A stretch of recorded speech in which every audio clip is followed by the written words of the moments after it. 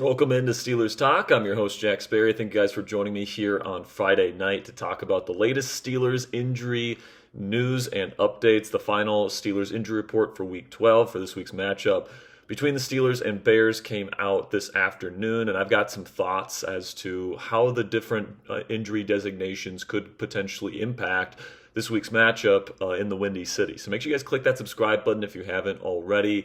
We also have two game previews on the channel, up on the channel already. We have our in-depth preview, where it's just me, and then I also have a joint preview with our Bears Now host, Harrison Graham. So I'll put the link to both of those in the comments and description of today's show if you guys want to check out those game previews. But we got some pretty big updates today that I wanted to talk about. We'll start with the Steelers injury report. Alex Highsmith, the edge rusher, is going to be doubtful for Sunday's game. He's still dealing with a pec injury. He was able to be a limited participant in practice on Thursday and Friday this week, but especially with Nick Herbig playing as well as he's playing at edge rusher with Highsmith out of the lineup, the team certainly doesn't feel any rush to get Highsmith out there if he's not fully ready to come back and play like his normal self. I would say if Alex Highsmith isn't 100%, Nick Herbig should be getting the start pretty much every single time. It looks like the Steelers probably agree with me on that.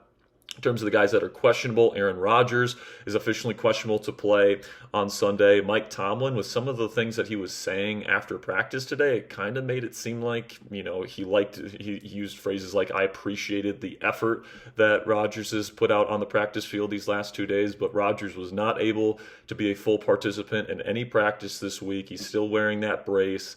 The way Tomlin kind of phrased it, it kind of made it seem like that there's a legitimate chance that he doesn't play on Sunday. But with everybody on the ground, like Mark Caboli and Nick Farabaugh and all these guys are saying that there's like a 95% plus chance that Rodgers is going to play on Sunday. So we'll see what ends up happening there. But knowing how important this game is for Rodgers playing against a team in the Chicago Bears that obviously he has a very successful and very long history with, my guess is he's going to do whatever it takes to get on that field on Sunday.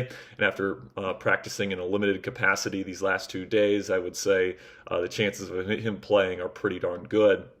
Also, Darius Slay is going to be questionable this Sunday. He's still in concussion protocol, apparently, and he is questionable to go by Sunday. So keep your eye on that. If he's going to be unable to go, obviously James Pierre will retain his full-time starting spot on the outside. Then Cam Heyward, kind of a name that has popped up here, dealing with an ankle injury. He's wearing a walking boot, according to reports on the ground, and according to a report from Nick Farabaugh of Penn Live, Heyward is expected to play on Sunday. But I mean, what version of Cam Heyward are we getting if he's going to be having this ankle injury? That's going to be a big question mark heading into Sunday for the Steelers defense, especially because they're going up against a Bears rushing offense that has been the best in football probably over the last month. So hopefully Cam is good enough to play like his normal self on Sunday, because this run defense will certainly need it. And then some guys that will be in this week, Jaylen Warren, after what looked like a pretty nasty injury last week, had to sit out the rest of the game.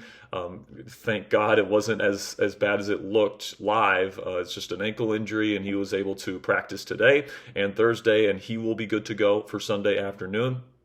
Which is going to be important for something that comes up in the Bears injury report here in just a second. Cole Holcomb will officially be back this week, coming off an illness.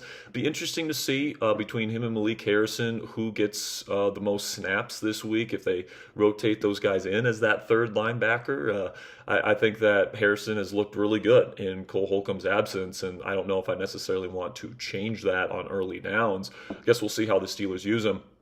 And then Keshawn Williams is already out of concussion protocol after suffering a concussion last week against the Bengals on special teams. So Keshawn will be back in his normal capacities. Then on the other sideline this week, the Chicago Bears have some very intriguing injury news. All three of their top linebackers this week will be out for this ball game. Tremaine Edmunds is dealing with a groin injury. TJ Edwards is dealing with both hand and hamstring injuries. He was not able to get ramped up this week. And then Noah Sewell is also out this week with an elbow injury.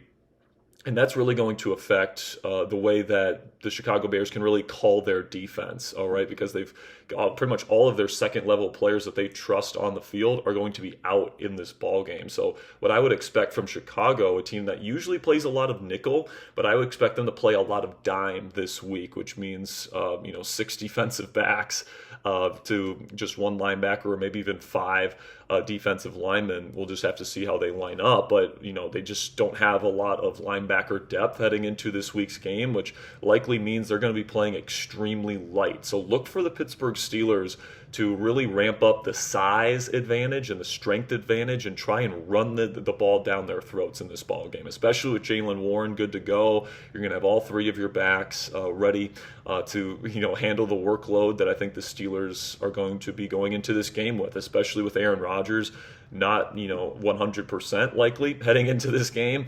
Whether it's him or whether it's Mason Rudolph under center in this ball game, I expect Jaylen Warren, Kenny Gainwell, and even Caleb Johnson to be able to really carry the workload on offense, because and I do expect them to go pretty heavy jumbo personnel in this ball game, because when you're going to be facing a team that's going to be as light and as as light as the Chicago Bears defense is going to be this weekend, and you've got a 311-pound tight end in Darnell Washington. You got another offensive lineman you can put on the field in Spencer Anderson. It sounds like Isaac Seumalo's got no issues. He'll be ready to go for Sunday. You got your entire offensive line healthy. I mean, that is a huge advantage that the Pittsburgh Steelers have going into this football game, and it should be one that they should be able to exploit all game long. So look for the Steelers' run game to really be the X factor in this ball game, whether it's Aaron Rodgers or Mason Rudolph under center.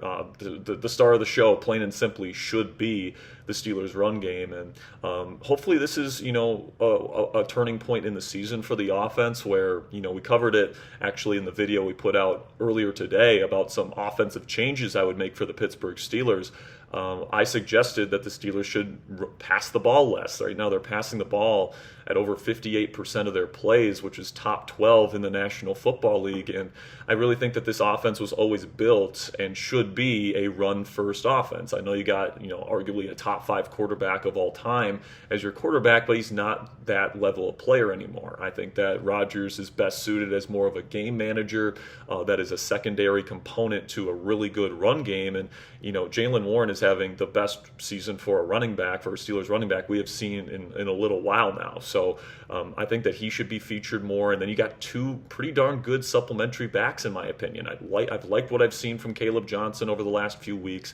Obviously, Kenny Gainwell's had some really good performances as well. So especially with the Bears, kind of down bad in their linebacker room this week, and they're going to be forced to play a lot of DBs out there.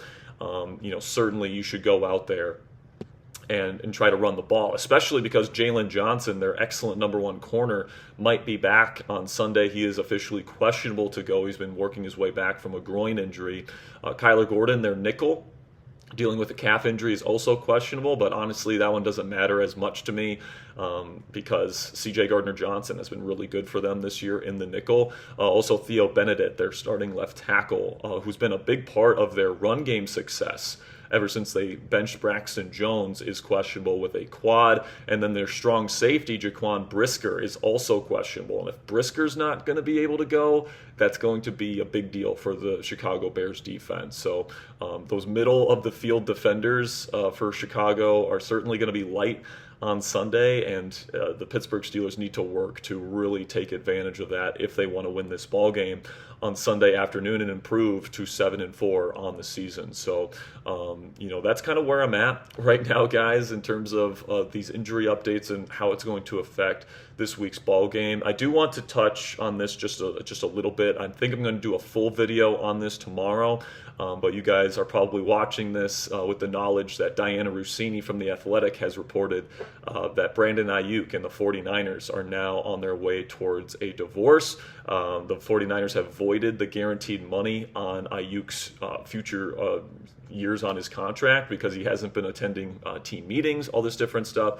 And it sounds like the 49ers are still hopeful that Aiyuk will agree to play with them once he gets healthy down the stretch here. But according to a report from Mike Silver, Aiyuk has likely no no intentions of playing for the San Francisco 49ers ever again. So, I'll probably do a full video on this tomorrow, but, just my quick thoughts on that to finish today's show. I would say, not a great chance Aiyuk even hits the market this year. The 49ers really don't have any incentive to give Aiyuk, a chance to sign with somebody else. They don't have to throw him that bone. My guess is they probably release him at the end of the season, and then once he's a free agent next offseason, my guess is he probably signs with the Commanders.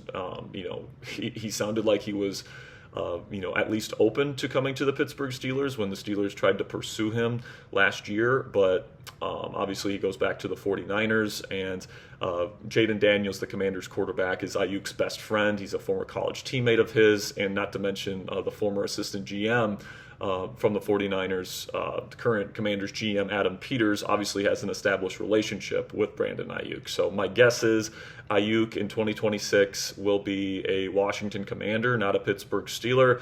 But if the 49ers do just end up releasing Brandon Aiyuk this season, that would be the instance where I could see Aiyuk signing with the Steelers, because obviously the Steelers could probably use somebody of his talent, somebody that is an excellent route runner, all that different stuff, and he would come dirt cheap if he ends up signing with the Steelers this season. So we'll have to keep our eye on that, but really this 49ers don't really have any reason to release him during the regular season this year. It just makes more sense to keep him on their roster this year because they already paid him his money that he's due.